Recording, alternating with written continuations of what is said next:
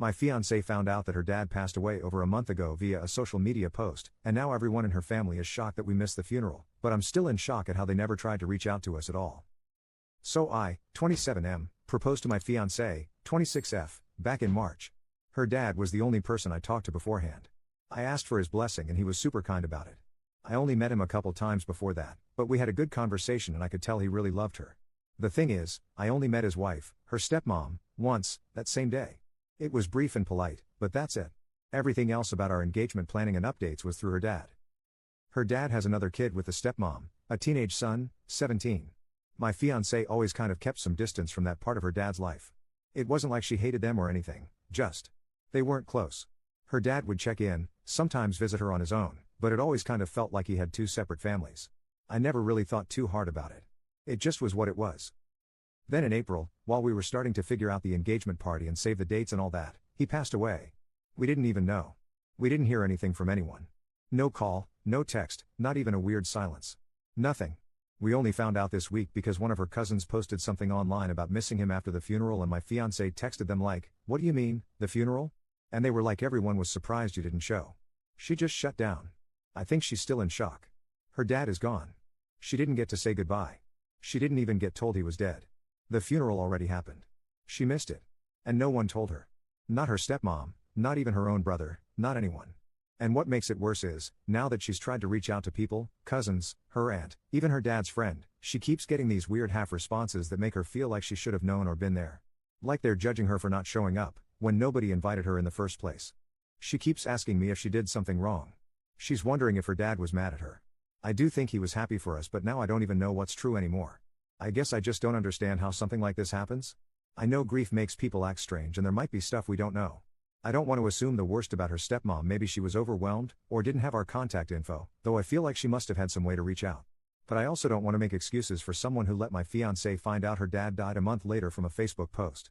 It's starting to feel uncomfortably close to full-on evil stepmom territory, and I hate even thinking that, but this just feels so cold. She's devastated and I don't know what I'm supposed to say or do. I can't fix it. She just keeps saying she can't believe she wasn't there. That she wasn't even given the chance. And I'm angry too, but mostly I just feel helpless. And sad for her. I guess what I'm really asking is, how do I help my fiancée grieve someone she didn't even get the chance to say goodbye to?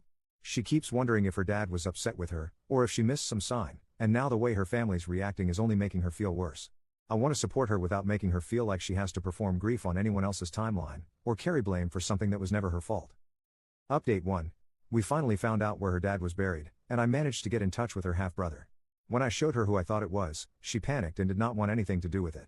She still does not know I went ahead and talked to him. To be honest, I expected lies or deflection, but what I got was more frustrating. He was not defensive, just cryptic.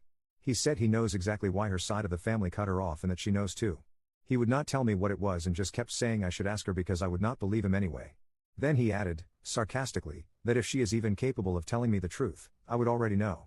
He did say he had tried calling and texting her after their dad passed, but she has him blocked on everything. He also said he tried to make sure she was included, but she made it clear a long time ago that she wanted nothing to do with him. He knows she has always hated him just for existing. He ended the conversation by saying he was calling her bluff. That she does not really want anything to do with her dad's side of the family. He even asked, did she ever say she was inviting any of them to the wedding? That part stung a little. I will not pretend to know the full story, but I am starting to feel like this is not a case of one person being awful. It feels more like years of silence and resentment that turned into something cruel. We did get some clarity on the legal side. There probably will not be a fight with the stepmom. The brother told me everything that is needed. We are working with a lawyer, but it will take time. The executor has up to 2 years before probate has to start. Even then, anything she may be entitled to would be split evenly with him, and only applies to accounts that were solely in her father's name. We are not expecting anything substantial, but she deserves to know she was not forgotten.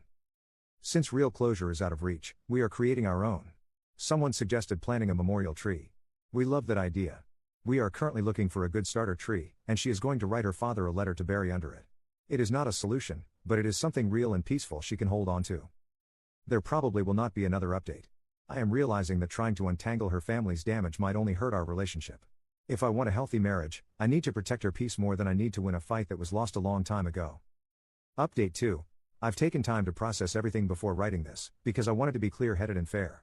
This isn't just about a relationship ending, it's about recognizing how far I'd strayed from myself and what I allowed in the name of love, patience, and hope. After the engagement ended, she moved in with a friend from work. But by then, things had already been unraveling for a while. I had believed I was being supportive and compassionate, giving her time to grieve and space to share on her own terms. But the truth was, I was being emotionally manipulated. She pretended to want to reconcile with her brother after hearing about her father's death. At the time, it felt like a breakthrough. I thought she was softening, maybe healing. But that was just a performance to win sympathy and deflect hard questions. The more I learned, the clearer it became that she had no real interest in reconnecting, only in looking like the victim. What's hard to admit is how many times she manipulated me subtly, shaping narratives and using silence or emotional withdrawal to make me prioritize her even over lifelong friends and family. I now see how isolated I became. One friend I reconnected with after everything joked, "You didn't date her, you ran her PR campaign." It hit harder than I expected, because in some ways, it felt true. There were moments where I wasn't just supporting her, I was constantly explaining basic respect, empathy, and how to show up in a relationship. It started to feel less like a partnership and more like I was trying to teach someone how to be a decent person. That kind of emotional labor takes a toll, and looking back, I can see how much of myself I lost in the process. I had reached out to her brother initially to confront him, but his response was surprisingly calm and cryptic even. After the breakup, I spoke to him again, and this time he told me the truth. The family had cut her off because of repeated abusive outbursts not just toward her father, but also toward her stepmother and brother. He said I wouldn't have seen it because she saved that side of herself for them. He even brought her father's old phone. The texts between her and her dad were awful, cruel, manipulative, and downright abusive. Honestly, I don't even know how or why her dad stayed in contact with her after receiving the things she wrote. If my own child ever said those things to me, I would have cried and cut contact. No parent deserves that level of cruelty. After her father passed, she started lashing out at me too. That's when the pattern revealed itself. Ironically, she didn't even mind that I spoke to her brother until she found out I helped him with a scholarship site. And help is a stretch.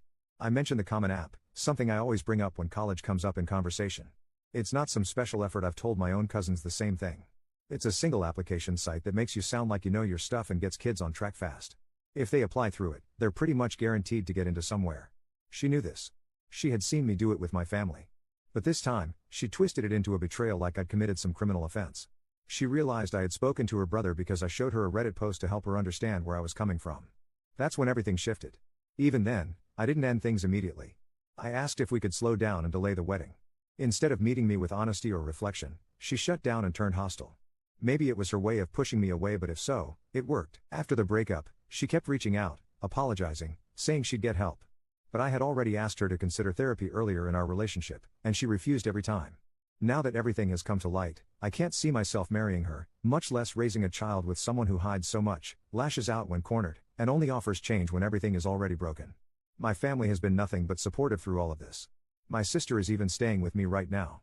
She joked that it's for my protection, but honestly, it just feels good to have family around again. For the first time in a while, I feel like myself. So that's it. No more what ifs or excuses. Just the truth, and a fresh start. There won't be any more updates as this account serves no purpose anymore.